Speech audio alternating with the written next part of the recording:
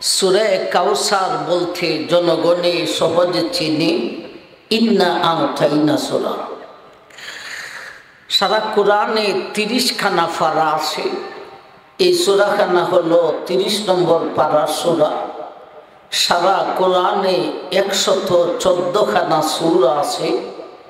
তোর মধ্যে এই সূরাখানা হলো সবচাইতে ছোট্ট সূরা। আপনি আমাদের মুখস্থ সূরা। এই সূরা আপনাদের মুখস্থ আছে না নাই?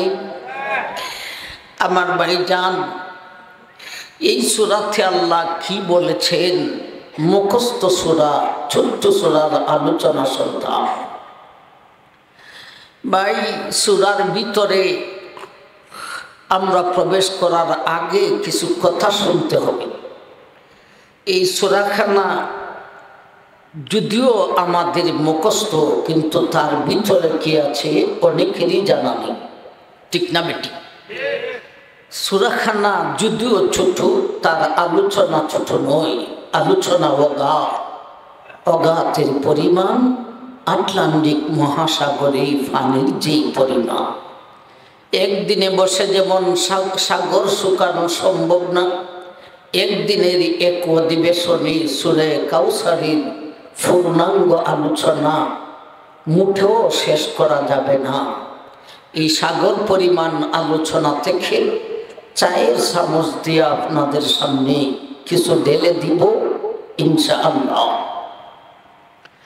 বলছিলাম, সূরার ভিতরে প্রবেশ করার আগে সূরাকে নিয়ে কিছু কথা বুঝতে হবে। এই সূরার নাম কাউসার কেন রাখা হলো? এই সূরার আলোচ্য বিষয় কি? এই সূরার শান-এ নুজুল কি? এই কথাগুলি আমাদেরকে আগে বোঝার দরকার। এই সূরার নাম কাউসার, যেহেতু এই সূরার 1 নম্বর আয়াতে কাউসার একখান শব্দ আছে।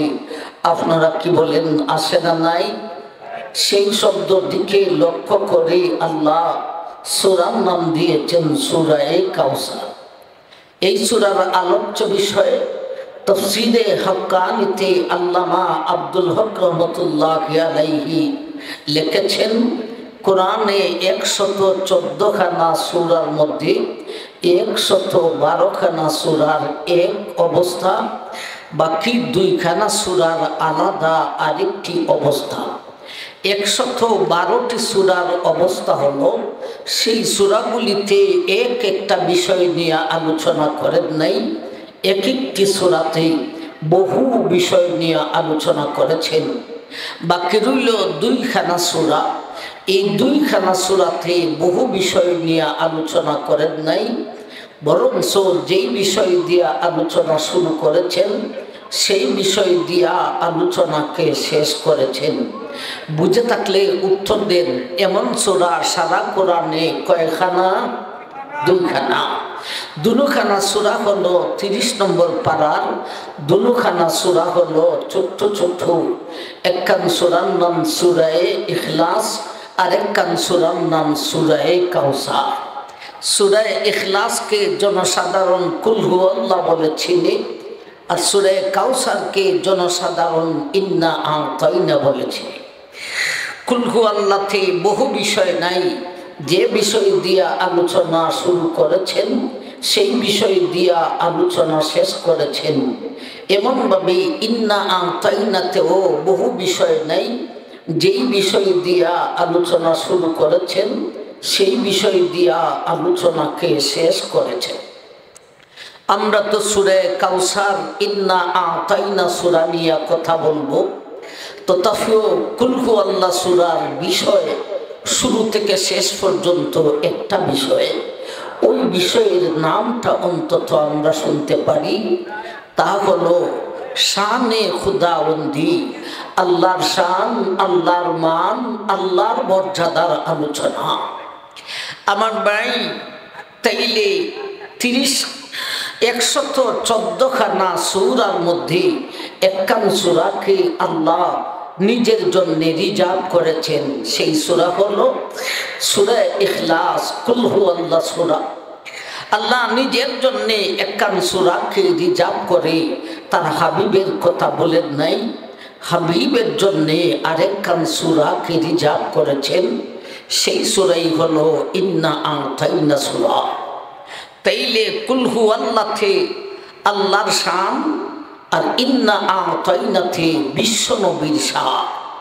এখন বলেন আল্লাহ আপনি আমার নবী আল্লাহর হাবিবকে কতটুক মহব্বত করেন, নিজের জন্যে কোরআনে একখান সূরা রিজার্ভ করেছেন, হাবিবের কথা বলেন নাই, হাবিবুল্লাহর জন্য আরেকখান সূরাকে রিজার্ভ করেছেন, সেই সূরাই হলো ইন্না আ'তাইনা সূরা।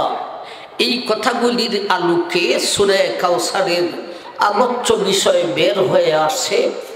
সূরা কাউসারের আলোচ্য বিষয় হলো বিশ্বনবীর শান মান মর্যাদার আলোচনা। দুইটা কথা বুঝাইলাম। এই সূরার নাম কাউসার কেন?